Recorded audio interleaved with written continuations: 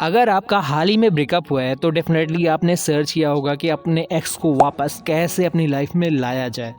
और जैसे ही आपने ये सर्च किया तो आपको बहुत सारे रिज़ल्ट में से एक रिज़ल्ट ज़रूर मिला होगा जो नो कॉन्टैक्ट रूल को एक्सप्लेन कर रहा होगा कि नो कॉन्टैक्ट रूल फॉलो करके आप एक्स को अपनी लाइफ में वापस ला सकते हैं। एंड नो डाउट ये रूल काफ़ी अच्छी तरह वर्क भी करता है, लेकिन इसके साथ भी टर्म एंड कंडीशन जुड़े होते हैं जो शायद आप कहीं नहीं सुने होंगे।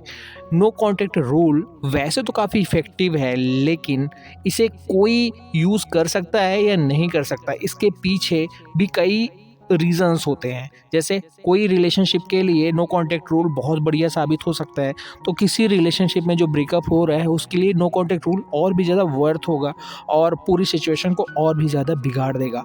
तो ऐसा क्या तरीका है जिससे हम ये जान पाएँ कि हमारे रिलेशनशिप में जो ब्रेकअप हुआ है उसमें यदि हम नो कॉन्टैक्ट रूल फॉलो करते हैं तो हमारा एक्स वापस आएगा कि नहीं आएगा?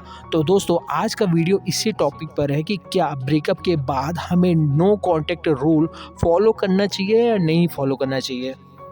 तो सबसे पहले बात कर लेते हैं कि आखिर ये नो कॉन्टैक्ट रूल है क्या और ये काम कैसे करता है। तो दोस्तों बेसिकली नो कॉन्टैक्ट रूल का मतलब होता है अपने एक्स से कोई कॉन्टैक्ट ही ना रखना। लेकिन यहाँ पर एक चीज़ होती है कि हम अपने एक्स से भले ही बात ना करें, लेकिन एक विंडो ज़रूर ओपन रखते हैं जिससे एक्स ये जान सके कि हमारी लाइफ में क्या चल रहा है। और हम ये दिखाने की कोशिश कर रहे होते हैं कि हम अपनी लाइफ में बहुत खुश हैं, हमें बिल्कुल फ़र्क नहीं पड़ रहा कि तुम हमारी लाइफ से जा चुके हो। और ऐसे केस में एक्स इनसिक्योर फील करता है, उसको लगता है कि यार ये मेरे बिना भी खुश है, और ये सोच कर के वो आपकी लाइफ में वापस आ जाता है और आपसे बात करता है और फिर से रिलेशनशिप में आने की बात करता है। तो ये बेसिक सा रूल होता है नो कॉन्टैक्ट रूल का, जो काफ़ी हद तक इफ़ेक्टिव भी है।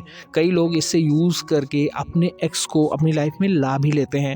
लेकिन जैसा कि मैंने पहले बताया कि इस रूल के भी कुछ अपने ही टर्म एंड कंडीशन है। यदि आप उनको नहीं जानते और बिना उन्हें जाने ही अपने रिलेशनशिप में नो कॉन्टैक्ट रूल फॉलो करने लग जाते हैं, तो ये भी हो सकता है कि आपका बना बनाया रिश्ता या जिसमें पॉसिबिलिटी थी एक बार फिर से सुधार होने की, वो और भी ज़्यादा ख़राब हो जाए और एक्स आपकी लाइफ में वापस कभी भी ना आए।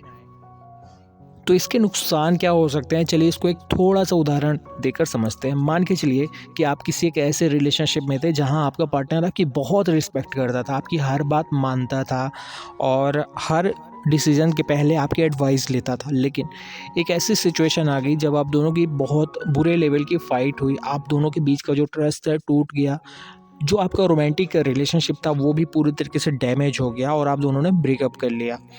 अब उस केस में पार्टनर को पूरा यकीन है कि गलती आपकी ही है, वो पूरी तरीके से एश्योर्ड है, आपको भी पता है कि गलती आपकी है। अब यहाँ पर ब्रेकअप के बाद आपने देखा और आपको पता चला कि नो कॉन्टैक्ट रूल से आपका एक्स वापस आ जाता है। आपने नो कॉन्टैक्ट रूल शुरू कर दिया। जैसे ही ब्रेकअप हुआ, कुछ दिन बाद आपने ये दिखाना शुरू कर दिया कि आपको कोई फ़र्क नहीं पड़ता कि आपका एक्स आपकी लाइफ से चला गया। आप अपनी लाइफ में बहुत खुश हैं, बहुत चिल मार रहे हैं, घूम रहे हैं, फिर रहे हैं। आपको कोई भी गिल्टी नहीं है कि आपकी लाइफ से एक लव्ड वन जा चुका है।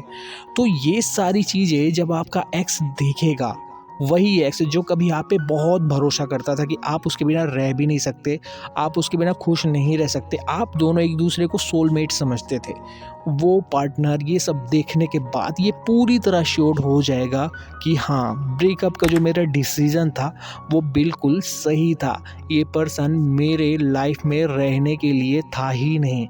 मैं बहुत गलत इंसान के साथ रिलेशनशिप में रह रही थी। मैं ये सोचती थी या मैं ये सोचता था कि इस पर्सन को मेरी फीलिंग्स की केयर है, इस पर्सन को मेरी केयर है, ये पर्सन मेरी प्रॉब्लम समझता है, पर नहीं। ब्रेकअप हुआ और इसने एक बार भी एफर्ट नहीं किया कि एटलीस्ट बात किया जाए, जो कुछ भी मिसअंडरस्टैंडिंग हुई है उनको रिज़ॉल्व किया जाए, एक बार फिर से अपने रिलेशनशिप में वही चार्म लाने की कोशिश की जाए, एटलीस्ट एफर्ट तो किया जाए। ये अपनी लाइफ में खुश है, मस्त है, इसको कोई फ़र्क नहीं पड़ रहा है, इसलिए मेरा ये डिसीज़न पूरी तरह सही था।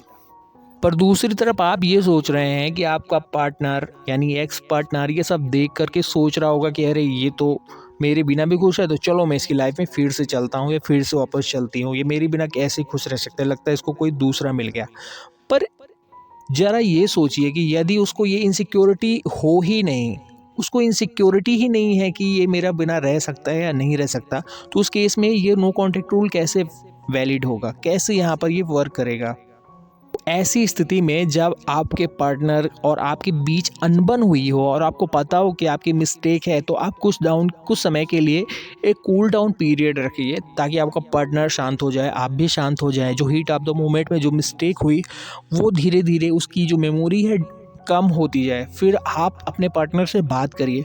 आप ये मत एक्सपेक्ट करके बैठिए कि आपका पार्टनर नो कॉन्टैक्ट फ़ॉलो करके आप करेंगे और वो वापस आपके पास आ जाएगा और सब कुछ हैप्पी-हैप्पी हो जाएगा। नहीं, आपको एफ़र्ट करना पड़ेगा। आपका पार्टनर हर्ट हुआ है, उसका जो भरोसा है वो टूटा है, वो अब डरता है कि आप वैसे ही इंसान नहीं हो जैसे आप मिले थे शुरू में, तो वो आपकी लाइफ में खुद वापस नहीं आने वाला। व्हाटएवर आप कितनी भी अपनी लाइफ में चिलफुल मोमेंट दिखाते रहें, उससे फ़र्क नहीं पड़ने वाला है। उसको चाहिए आपसे रिस्पेक्ट, उसको चाहिए आपसे लव, उसको चाहिए आपके ऊपर ट्रस्ट जैसा वो पहले किया करता था। जब तक आप इन सारी बेसिक पिलर्स को फिर से स्ट्रॉन्ग नहीं करेंगे, तब तक वो पार्टनर आपकी लाइफ में नहीं आने वाला।